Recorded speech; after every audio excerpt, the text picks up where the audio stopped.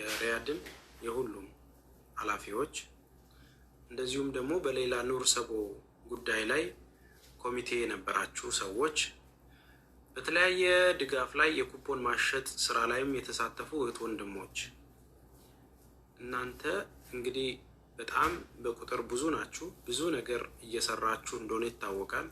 በኤምባሲው ላይ ብዙ ኬዞችም እንደሚመጡ እናውቃለን።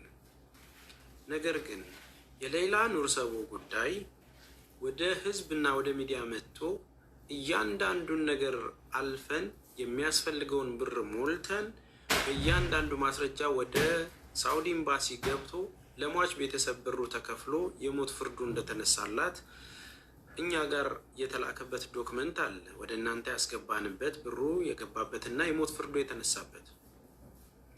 አዎ የሞት ፍርዱ እንደተነሳ እናምናለን።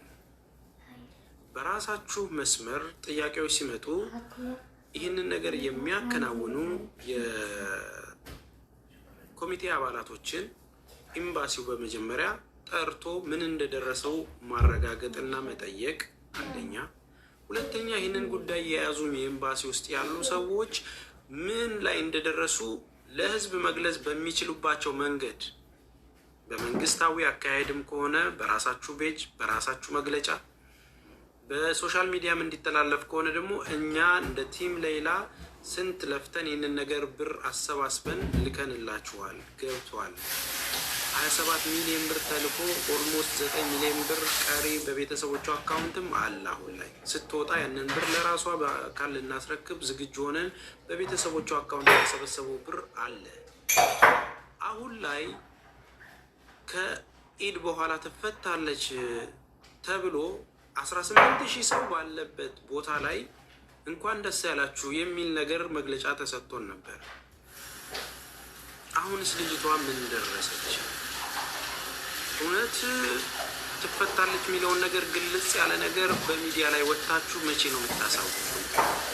እቺ ልጅ የእናንተስ ልጅ አይደለችም? የህዝብ ልጅ አይደለችም? ትንሽ ትልቁ የተረባረበላት ልጅ አይደለችም? መቼም ከእናትና አባቷ ከቤተሰቦቿ በላይ እናስብላታለን። ቤተሰቦቿስ እንደዚህ በሚዲያ ላይ እንባቸውን ማፍሰስ አለባቸው ወይ?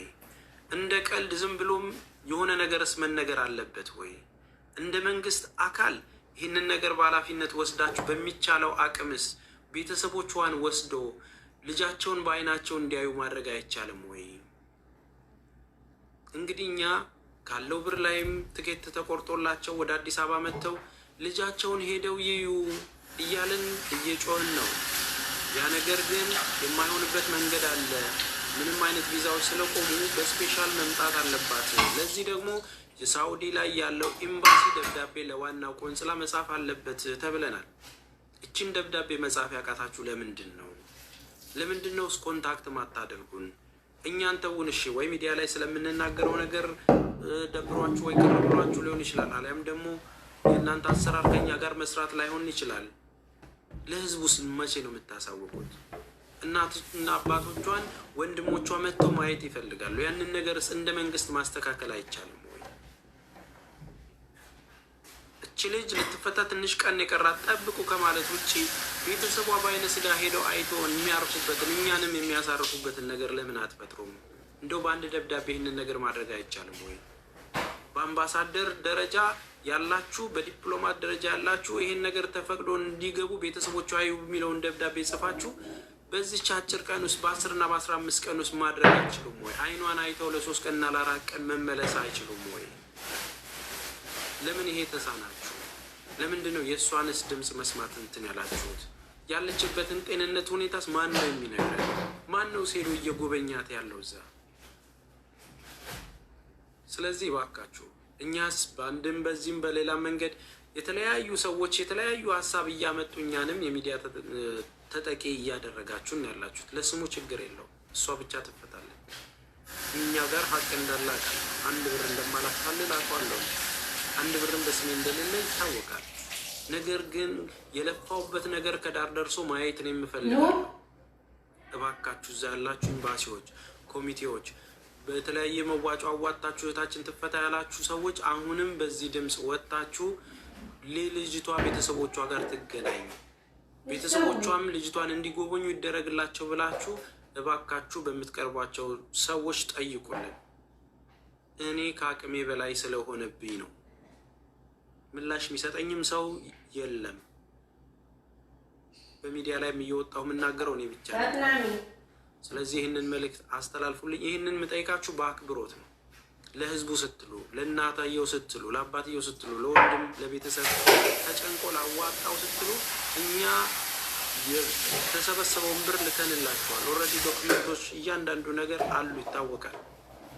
ደርሶናል ብላችሁናል፣ ትፈታለች ብላችሁናል፣ ጠብቁ ብላችሁናል። ያለውን እውነት ግን እንደ መንግስት አካል ከእናንተ መስማት አለበት፣ እዛ ቦታ ላይ እንደተወከለ ሰው። ይህንን ቪዲዮ ቆርጣችሁ አድርሱልኝ። አመሰግናለሁ።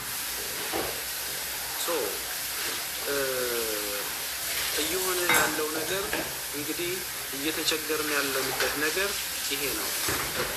እየተቸገርኩ ያለሁበት ነገር ምላሽ የሚሰጠን ሰው የለም። አሁን ሶሻል ሚዲያ ላይ መጥቶ እንኳን እንትን ያለው ሰው ትፈታለች ያለው ሰው እየመለሰልን አይደለም አሁን ላይ። ስለዚህ በተቻላችሁ መጠን ይህንን ቪዲዮ ሼር አድርጉልኝ። እኔም እሰራለሁ፣ አንድ ቪዲዮ እሰራለሁ። ትንሽ ቢዚ ስለነበርኩ ነው ዛሬ፣ ከአቅም በላይ ስራ ስለበዛብኝ ነበር። አንድ ቪዲዮ እሰራለሁ እስክትወጣ ድረስ። ካልዋሉ ወይም ደግሞ የተወሰነ ነገር ተሽሎክልኬ መስማት አልፈልግም። ጉዳዩን የያዘው ሰው ወጥቶ ማውራት ካልቻለ እኔ እንትን ማለት አልችልም። በቃ ጉዳዩን ለእኛ ተውት ብሎ ጉዳዩን ኤምባሲ ወስዶታል። ሙሉ ኃላፊነቱን ወስዶ ብርም የተላከው ያለውም ነገር የገባው በዛ ነው።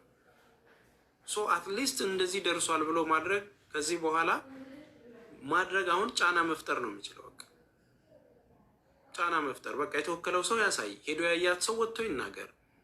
እንደዚህ የተባለውን ነገር በዚህ እንደዚህ ተብሏል፣ ይኸው ደብዳቤ ብለው ለሰው ይግለጹ። ያ ቀኑ እስኪደርስ ሰው ይጠብቅ። እስከዛው ቤተሰብ ደግሞ ሄዶ እንዲጎበኛቸው ይደረግ።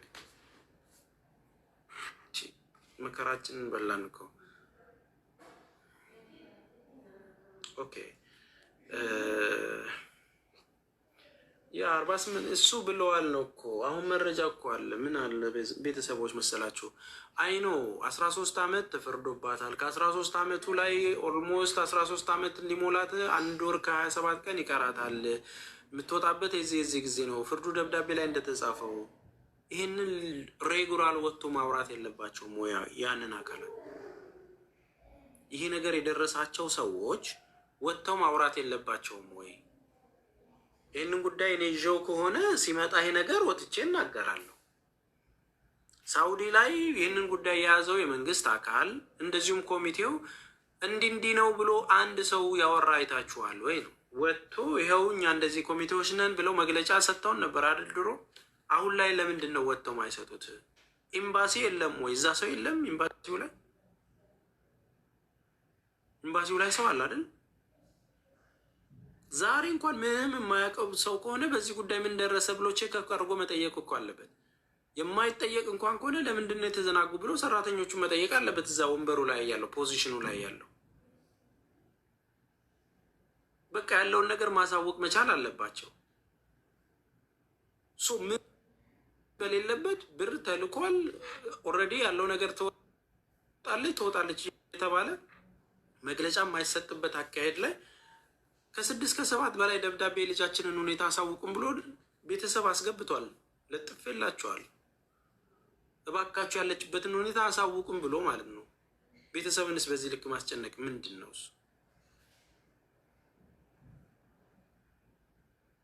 ስለዚህ አሁን ላይ እንደዚህ እንትን ሆኑ በሉት ምናምን የምትሉትን ነገር ትታችሁ ማገዝ ያለባችሁን ነገር አግዙኝ። እኔ በግል ነው የምጠይቃችሁ፣ አግዙኝ። ያለው እውነታ ይሄ ነው። አትሊስት እዛ ላይ ውጡና ተናገሩ ማለትን ልመዱ። እኛን ብቻ መታችሁ የእንትና ጉዳይ ብትሉ ምንም ከሚዲያ ውጭ ምንም እንትን እያልኩ አይደለም። ተግባባል?